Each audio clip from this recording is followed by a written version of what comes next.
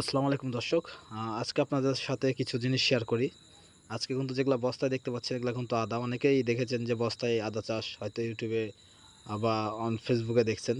তো আমরা কিন্তু এটা দেখে কিন্তু আমাদের যেহেতু ইচ্ছা জাগছে যে আমরাও একটু করে দেখি। তো আদা লাগানোর প্রথম ফার্স্ট যেই প্রক্রিয়াটা সেটা হচ্ছে শুধু পাউশ মাটি যেটাকে বলে, গোবর যে মাটিরা, সেই মাটিগুলো ব্যবহার করতে হবে। রাসায়নিক সার কিন্তু একবারে ব্যবহার করা যাবে না। সেক্ষেত্রে দেখা যাচ্ছে যে আপনার আদাগুলো পচে যাওয়ার সম্ভাবনাটা একটু বেশি থাকে। তো যাদের পাউশ মাটি আছে অবশ্যই তারা চেষ্টা করুন, বা অথবা জৈব সার দিয়ে। তো আমরা কিন্তু বস্তা ফুল আমাদের সেট আপ করা হয়ে গেছে। প্লাস এখন কিন্তু এই যে আদাগুলো মাটি আপাতত দিয়ে দিচ্ছি, তারপরে কিন্তু এখানে রোপণ করব। এটা কিন্তু আমাদের পারিবারিক একটা নিজস্ব প্রজেক্ট। আর এটা হচ্ছে মেন প্রজেক্ট হচ্ছে আমার বড় ভাই শাইনুর ভাই, অনেকেই কিন্তু চিনেন ওনাকে।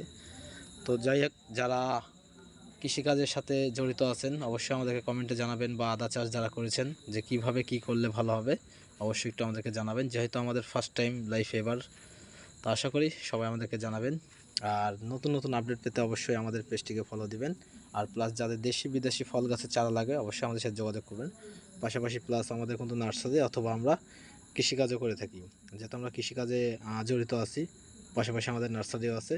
তো চাইলে আমাদের কাছে এই ধরনের গাছগুলো কিন্তু আপনারা অনলাইনের মাধ্যমে নিতে পারবেন।